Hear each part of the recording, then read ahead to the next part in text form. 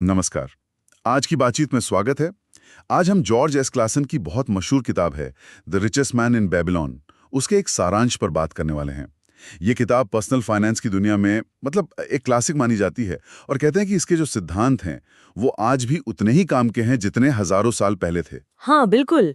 और ये किताब कहानियों के जरिए पैसे कमाने, बचाने और उसे बढ़ाने के बड़े सीधे सरल नियम सिखाती है। बेबीलोन की कहानियां हैं इसमें। तो आज हम इन्हीं नियमों को थोड़ा गहराई से समझेंगे। कोशिश करेंगे ये जानने की कि ये जो करीब 4000 साल पुरानी बातें हैं वो आज की इस भागदौड़ वाली जिंदगी में भी क्यों और कैसे फिट बैठती हैं। ये देखना मजेदार होगा। बिल्कुल। और मजेदार इसलिए भी क्योंकि जैसा कि स्रोत बताता है, बेबीलोन के लोगों की पैसों की दिक्कतें भी कुछ वैसी ही थी जैसी आज हम महसूस करते हैं। अच्छा, जैसे कि साथ उसका रिश्ता वो समय के साथ बदला नहीं है। ये तो सोचने वाली बात है। हाँ, तो देखते हैं कि उन पुराने समाधानों में आज हमारे लिए क्या सबक है। चलिए तो फिर शुरू करते हैं। सबसे पहला और शायद सबसे अहम सिद्धांत, स्रोत कहता है अपनी हर कमाई का कम से कम 10%, हाँ, 10%। वो सबसे पहले अपने लिए अलग रखना है। मतलब अगर 10 सिक्के कमाए तो एक सिक्का बचा लो। बिल्कुल। और उसे खर्च नहीं करना, वो भविष्य के लिए। सुनने में तो ये बहुत सीधा लगता है। हाँ, है तो सीधा, लेकिन इसका असर बहुत गहरा है। जैसा स्रोत बताता है, हाँ। ये सिर्फ पैसे बचाने की बात नहीं है। तो फिर क्या है? ये असल में पैसा जमा करने की, वेल्थ बनाने की पहली सीढ़ी है। एक अनुशासन बनाने की प्रक्रिया है। सोचिए, पैसा हाथ में आया और इससे पहले कि वो बिल में जाए या जरूरतों पर या शौक पर खर्च हो, हाँ, उसका एक हिस्सा आपने अपने भविष्य के लिए सुरक्षित कर लिया। ये सोच में ही एक बड़ा बदलाव है। पैसा आपके काबू में आ रहा है। एग्जैक्टली। आप पैसे के पीछे नहीं भाग रहे, पैसा आपके नियंत्रण में है। ये एक तरह की कह सकते हैं मनोवैज्ञानिक जीत है। वाह, मनोवैज्ञानिक जीत। ये बढ़िया का पैसे पर अपना हक जताना खर्च होने से पहले। ठीक है, तो अगर हमने 10% बचाना शुरू कर दिया मान लीजिए, तो फिर अगला कदम? यहीं पर दूसरा सिद्धांत आता है, अपने खर्चों को कंट्रोल करो, काबू में रखो। हाँ, स्रोत में एक बड़ी मजेदार बात लिखी है, अमीर वो नहीं बनता जो बहुत कमाता है, सही। बल्कि वो बनता है जो अपने खर्चों को समझदारी से मैनेज करता है, काबू में रखता है। बिल्कुल। और यहाँ जरूरतों और चाहतों के बीच का फर्क समझना बहुत जरूरी बताया गया है। अच्छा, और ये आज के टाइम में तो शायद और भी ज्यादा जरूरी हो गया है। क्यों? क्योंकि स्रोत इस बात पर जोर देता है कि जैसे जैसे इनकम बढ़ती है, लोग फौरन अपने खर्चे बढ़ा देते हैं। ये इंसानी फितरत है। हाँ, ये तो होता है। आजकल इसे लाइफस्टाइल इन्फ्लेशन कहते हैं। कमाई बढ़ी नहीं कि गाड़ी बढ़ी, घर बढ़ा, खर्चे और बढ़े। स्रोत हमें याद दिलाता है कि अपनी असली जरूरतों पर ध्यान दो। पहचानो कि कौन सा खर्च वाकई जरूरी है और कौन सा सिर्फ दिखावा है या आदत है। यही फाइनेंशियल स्टेबिलिटी की कुंजी है। पर ये कहना आसान नहीं है, करना तो मुश्किल होगा। आज की दुनिया में इतनी चीजें खरीदने को, इतना प्रेशर है अच्छा दिखने का, अच्छा जीने का। है, मुश्किल तो है। ऐसे में जरूरत और चाहत में फर्क करना और फिर खुद को रोकना, ये कैसे होगा? चुनौती तो है, बिल्कुल है। और स्रोत भी ये मानता है। इसीलिए तो अनुशासन पर इतना जोर है। अच्छा। ये कोई एक दिन का काम नहीं है। लगातार प्रैक्टिस करनी पड़ती है। जैसे बजट बनाना, अपने खर्चे लिखना, ट्रैक करना। और हर बार कुछ खरीदने से पहले खुद से पूछना, क्या ये वाकई जरूरी है? ये कुछ तरीके हैं जिनसे कंट्रोल आ सकता है। खुद से सवाल करना। हाँ। स्रोत का मैसेज है, अपने पैसों के मालिक बनो, गुलाम नहीं। पैसों के मालिक बनो, ये बात गांठ बांधने वाली है। चलिए, मान लिया कोई 10% बचा भी रहा है, खर्चों पर लगाम भी लगा ली, लेकिन क्या सिर्फ पैसा बचाकर तिजोरी में रखना काफी है? पैसा तो पड़ा रहेगा बस। यही तीसरा सिद्धांत आता है। हाँ, कौन सा? अपने बचाए हुए पैसे को अपने लिए काम पर लगाओ। Make money work for you. अच्छा, पैसे को काम पर लगाओ। हाँ, स्रोत कहता है कि पैसा अगर सिर्फ पड़ा रहेगा तो वो बढ़ेगा नहीं, बल्कि महंगाई के कारण उसकी कीमत कम होती जाएगी। सही बात है, वैल्यू कम हो जाएगी। बिल्कुल। निष्क्रिय पड़ा पैसा अपनी ताकत खो देता है। बेबीलोन की कहानियों में एक पात्र है, अरकाद। हाँ, सुना है। वो सबसे अमीर आदमी बनता है बेबीलोन का।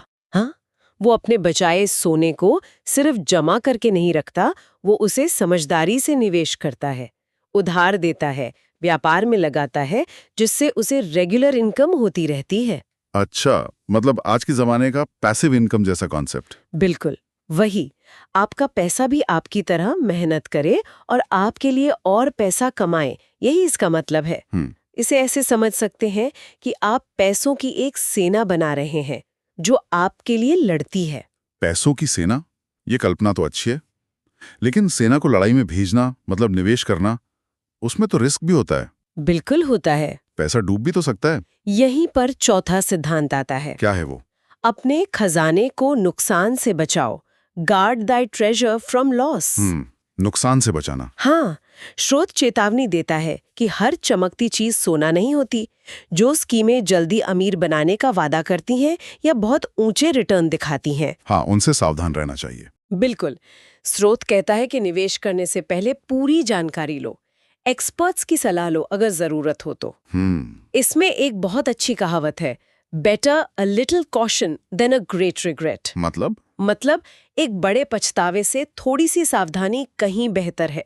आपका जो मूलधन है, जो पैसा आपने मेहनत से बचाया है, उसकी सुरक्षा पहली प्राथमिकता होनी चाहिए। ऐसी किसी भी चीज में पैसा नहीं लगाना चाहिए जिसके बारे में आपको पूरी समझ ना हो, या जिसमें रिस्क बहुत ज्यादा हो। हाँ, या जिसमें जोखिम आपकी बर्दाश्त से बाहर हो। ये जुआनी होना चाहिए, एक सोचा समझा कदम होना चाहिए। सोचा समझा कदम, यानी ज्ञान और सावधानी। और ज्ञान की बात से ही हम 5वें सिद्धांत पर आते हैं। हाँ, कौन सा? कमाने की अपनी क्षमता बढ़ाओ। Increase the ability to earn. अच्छा। स्रोत कहता है कि सबसे अच्छा निवेश वो है जो आप खुद पर करते हैं, अपने स्किल्स पर, अपने नॉलेज पर, अपनी सेहत पर। ये तो बहुत गहरी बात है। हाँ, नई चीजें सीखना, ट्रेनिंग लेना, अनुभव हासिल करना, ये सब आपकी कमाई करने की ताकत को हमेशा के लिए बढ़ाते हैं। एकदम। और ये शायद सबसे शक्तिशाली सिद्धांत है। क्यों? क्योंकि ये पूरी तरह आपके कंट्रोल में है। आप बाजार को कंट्रोल नहीं कर सकते, इकोनॉमी को नहीं कर सकते, सही बात है। लेकिन आप खुद को बेहतर बना सकते हैं।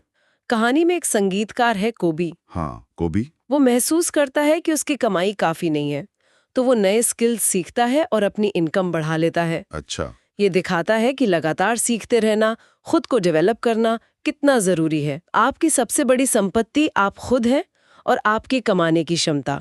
इसमें किया गया निवेश आपको लंबे समय तक फायदा देता है। ये 5 सिद्धांत तो वाकई मतलब पैसे बनाने की पूरी फिलॉसफी लगते हैं, एक नींव जैसे। हाँ, बिल्कुल। और दिलचस्प बात यह है कि स्रोत इन्हें धन या सोने के कुछ खास नियमों के तौर पर भी बताता है, संक्षेप में। हाँ, वो बेबीलोनियन लॉज ऑफ गोल्ड, वो इन सिद्धांतों का निचोड़ है। हाँ, क्या हम उन पर भी एक नजर डाल सकते हैं? वो शायद याद रखने में आसान होंगे। जरूर जरूर। ये 5 नियम हैं। तो पहला नियम कहता है, सोना या धन खुशी खुशी और बढ़ती मात्रा में उस इंसान के पास आता है जो अपनी कमाई का कम से कम 10वां हिस्सा भविष्य के लिए बचाता है। ये तो सीधा सीधा पे योरसेल्फ फर्स्ट वाला सिद्धांत हो गया। हाँ, बिल्कुल। अब दूसरा नियम, सोना या धन उस समझदार मालिक के लिए लगन से काम करता है जो इसे लाभकारी कामों में लगाता है, जहां ये अपनी नस्ल बढ़ा सके, जैसे खेत में अनाज। मतलब make money work for you, निवेश का महत्व। जी।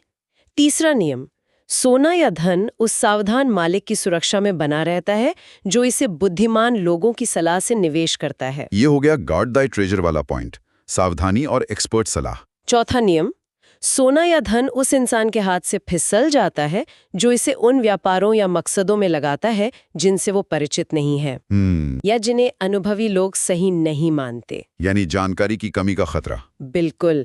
और 5वां नियम, सोना या धन उस इंसान से दूर भागता है जो इसे नामुमकिन कमाई के लिए मजबूर करता है। अच्छा। या जो धोखेबाजों की लुभावनी सलाह पर भरोसा करता है, या जो अपनी अनुभवहीनता और बस ख्याली पुलाव पर यकीन करके निवेश करता है। मतलब लालच और जल्दबाजी से बचना। हाँ, ये 5 नियम बहुत खूबसूरती से बचत, समझदारी से निवेश, सावधानी, ज्ञान की जरूरत और लालच से बचने के सिद्धांतों को समेट लेते हैं। और ये आज भी उतने ही सही लगते हैं। हाँ, क्योंकि ये इंसानी फितरत और पैसे के गणित दोनों पर आधारित है। और इन नियमों को सिर्फ बताया नहीं गया है, कहानियों के जरिए समझाया है। ये बात मुझे स्रोत में बहुत अच्छी लगी। हाँ, वो पात्रों की कहानियां, जैसे अरकाद की कहानी जो इन्हीं सिद्धांतों पर चल के बेबीलोन का सबसे अमीर आदमी बना। या फिर बानसिर की कहानी। हाँ, बानसिर जो रथ बनाता था। हाँ, वो पहले कर्ज में डूबा था, लेकिन फिर अनुशासन से कैसे फाइनेंशियल फ्रीडम पाता है, उसकी कहानी में संघर्ष भी है और फिर बदलाव भी। बिल्कुल। बानसिर का पात्र दिखाता है कि शुरुआत कहीं से भी हो सकती है। वो निराश था, कर्ज में था, लेकिन जब उसने इन नियमों को समझा और अपनाया तो उसकी हालत बदली। ये पात्र इन सिद्धांतों को जीते जागते रूप में दिखाते हैं। अरकाद की सफलता दिखाती है कि नियम काम करते हैं। बानसिर का संघर्ष और सफलता दिखाती है कि ये आम आदमी के लिए भी मुमकिन है। और कोबी की कहानी? हाँ, कोबी की कहानी स्किल डेवलपमेंट का महत्व बताती है। इससे ये नियम सिर्फ किताबी बातें नहीं लगती, बल्कि असल जिंदगी में अपनाने लायक कदम लगते हैं। सही कहा। और यही बात मुझे सबसे ज्यादा सोचने पर मजबूर करती है कि ये सिद्धांत जो 4000 साल पहले बेबीलोन में काम करते थे, आज की इस डिजिटल दुनिया में इतनी तेज रफ्तार जिंदगी में भी उतने ही प्रासंगिक कैसे हैं? स्रोत खुद कहता है सिद्धांत वही हैं, बस तरीके और साधन बदल गए हैं। इस पर थोड़ी और बात करते हैं। हाँ, बिल्कुल। देखते हैं कि इन्हें आज कैसे लागू किया जा सकता है। जैसे पहला सिद्धांत 10% बचाओ। हाँ, पे योरसेल्फ फर्स्ट। बेबीलोन में शायद सोने या चांदी के सिक्के अलग रखते होंगे। आज कई तरीके हैं। जैसे सिस्टमैटिक इन्वेस्टमेंट प्लान यानी SIP। हर महीने एक फिक्स्ड अमाउंट आपके बैंक से कटकर म्यूचुअल फंड में चला जाता है अपने आप। SIP तो बहुत सुना है, अनुशासन के लिए अच्छा है। बहुत अच्छा। या फिर बैंक में RD खोल सकते हैं, रिकरिंग डिपॉजिट। हर महीने एक निश्चित राशि जमा होती है। अच्छा। FD करवा सकते हैं, फिक्स्ड डिपॉजिट। एक मुश्त रकम एक तय समय के लिए जमा कर दी। आजकल डिजिटल गोल्ड भी है। हाँ, डिजिटल गोल्ड। छोटी छोटी मात्रा में सोना ऑनलाइन खरीद कर जमा करते रहो। और सबसे जरूरी, एक इमरजेंसी फंड बनाना। इमरजेंसी फंड वो क्या होता है? मतलब करीब 3 से 6 महीने के जरूरी खर्चों के बराबर पैसा ऐसी जगह रखना जहां जरूरत पड़ने पर आसानी से निकाल सकें, जैसे सेविंग्स अकाउंट में या लिक्विड फंड में। ताकि कोई अचानक जरूरत आ जाए तो? हाँ, तो कर्ज ना लेना पड़े या निवेश ना तोड़ना पड़े। ये सब पे योरसेल्फ फर्स्ट के ही आज के तरीके हैं। समझ गया। तो बचत के तो कई तरीके हैं। अब आते हैं तीसरे सिद्धांत पर, पैसे को काम पर लगाओ, निवेश। हाँ, इन्वेस्टमेंट। बेबीलोन में शायद कारवां व्यापार में पैसा लगाते होंगे या जमीन खरीदते होंगे। आज क्या विकल्प है? आज तो विकल्प बहुत हैं, लेकिन मूल सिद्धांत वही है। आप शेयर बाजार में अच्छी कंपनियों के शेयर खरीद सकते हैं। Stock market. हाँ, अगर आपको समझ है और आप रिसर्च करते हैं। म्यूचुअल फंड्स हैं जो काफी पॉपुलर है, खासकर उन लोगों के लिए जो सीधे शेयर्स में नहीं जाना चाहते। हाँ, म्यूचुअल फंड्स। इनके जरिए आपका पैसा कई अलग अलग कंपनियों में लगता है। इसके अलावा सरकारी या कॉर्पोरेट बॉन्ड्स हैं। बॉन्ड्स ये तुलना में कम रिस्की माने जाते हैं।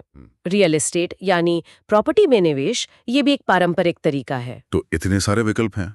हाँ, जरूरी ये है कि आप अपने रिस्क लेने की क्षमता और अपने फाइनेंशियल गोल्स के हिसाब से चुनें और डाइवर्सिफिकेशन का ध्यान रखें। डाइवर्सिफिकेशन मतलब अपना सारा पैसा एक ही जगह न लगाएं, अलग अलग जगह बांटकर निवेश करें, रिस्क कम हो जाता है। अच्छा, ये जरूरी है। और चौथा सिद्धांत, अपने खजाने को नुकसान से बचाओ, ये आज के निवेशों पर कैसे लागू होता है? ये आज शायद और भी ज्यादा जरूरी है, क्योंकि जानकारी बहुत है, विकल्प बहुत है, तो धोखे के तरीके भी नए नए आ गए हैं। हाँ, ऑनलाइन फ्रॉड बहुत होते हैं। बिल्कुल। तो इसका मतलब है किसी भी इन्वेस्टमेंट स्कीम की पूरी जांच पड़ताल करना, किसी के कहने में आकर या जल्दी अमीर बनो वाली स्कीमों के चक्कर में पैसा नहीं लगाना। अगर कोई चीज सुनने में जरूरत से ज्यादा अच्छी लग रही है तो शायद वो सच नहीं है।